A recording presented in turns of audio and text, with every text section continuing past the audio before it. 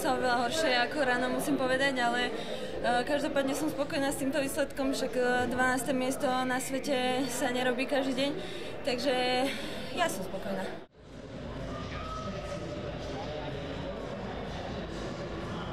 Ja sa vlastne aj z toho teším, lebo vylepšila som si umiestnenie aj pred 2 rokov z Austrálie, takže som rada, no level plávania ráno rýchlo máme za sebou, tak teraz treba už iba plávať ráno aj po obede rýchlo. Ja milujem tento bazén, je rýchly ako aj vidieť, takže myslím si, že všetci ho majú radi.